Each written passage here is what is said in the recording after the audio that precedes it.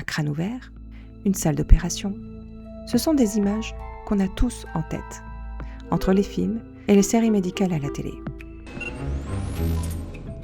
Si vous ou quelqu'un vivez ce genre de diagnostic, sachez qu'il existe une machine qui traite ce type de tumeur, sans ouvrir le crâne, sans anesthésie, et le patient rentre chez lui le jour même. Et il y a un détail sur la salle où elle se trouve, et cela va vous surprendre. Mais ça, je vous le garde pour la fin. Je m'appelle Déborah et sur cette chaîne, je décrypte les innovations sur la santé et ce qu'elles apportent concrètement aux patients, aux médecins et aux établissements de santé qui les adoptent. Aujourd'hui, je vais vous parler de ZapX, installé à l'hôpital Lariboisière.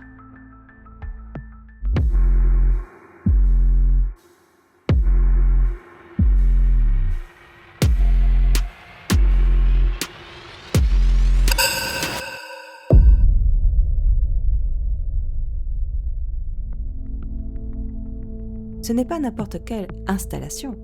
C'est la première fois qu'un hôpital public français accueille cette technologie. Elle est née d'un partenariat entre l'AP-HP, les hôpitaux Lariboisière, et l'Institut de radiothérapie et de radiochirurgie Hartmann du groupe Elsan. Le public et le privé unissent leurs expertises pour offrir cet accès aux patients. Le ZapX, c'est une machine de radiochirurgie.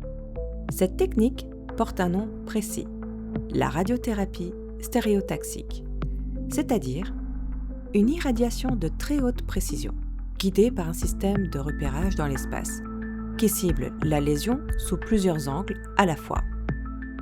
On n'ouvre pas le crâne, la machine tourne autour de la tête du patient et envoie des centaines de mini-faisceaux de rayons X, chacun sous un angle différent, qui convergent tous vers un seul point, la tumeur.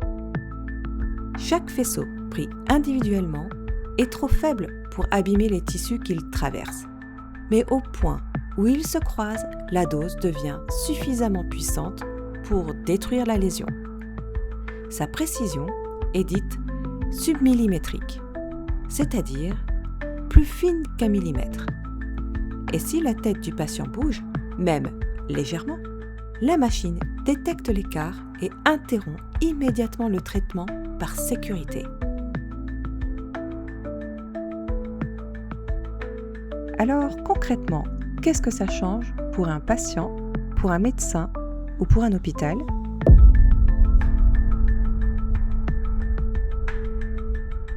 Pour le patient, la différence est radicale. Une chirurgie cérébrale classique dure en moyenne 3 à 4 heures, suivie de 4 à 7 jours d'hospitalisation.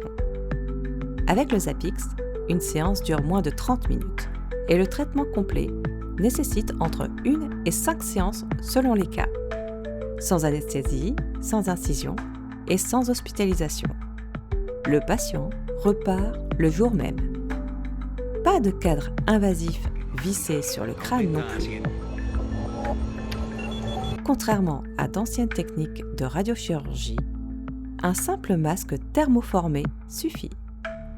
Résultat, une procédure indolore du début à la fin, loin des images qu'on a tous en tête.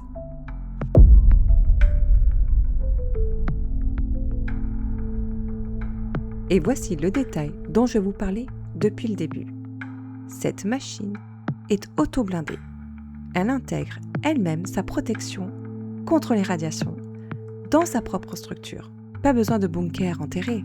Résultat, l'équipe clinique peut rester à proximité du patient pendant le traitement, ce qui est rassurant pour l'équipe soignante et la famille présente.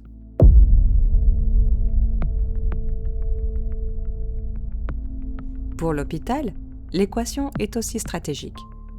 Construire une salle blindée dédiée à un accélérateur de radiothérapie classique coûte cher et prend du temps. En France, les seuls travaux de gros œuvres d'un bunker de ce type, hors coût de la machine, se chiffrent généralement entre plusieurs centaines de milliers d'euros et plus d'1 million d'euros selon la complexité du site, pour un chantier qui s'étale souvent sur plusieurs mois, voire plus d'1 an. En étant auto-blindé, le ZAPIX évite cette dépense et une bonne partie de ce délai. Ici, à la Riboisière, les travaux ont tout de même été conséquents, mais pour une autre raison. Préserver un bâtiment classé datant du 19e siècle, avec l'ouverture partielle d'une façade historique remontée ensuite pierre par pierre. Un chantier hors norme, mais d'une nature différente de la construction d'un bunker classique. Et les gains pour l'établissement se mesurent aussi en capacité. Jusqu'à 600 patients par an pourront être pris en charge par ce centre dans le cadre du secteur public.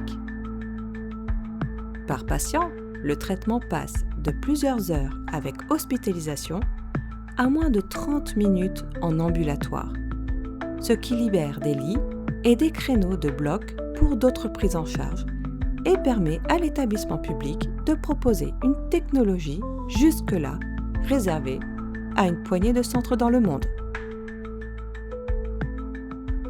Et ce type de partenariat public-privé, on va le retrouver de plus en plus, car c'est souvent le seul moyen pour les hôpitaux publics d'accéder rapidement aux technologies de pointe. Et c'est exactement ce qui m'intéresse avec cette chaîne, c'est-à-dire comprendre comment l'innovation atteint réellement les patients et ses enjeux organisationnels, techniques et humains.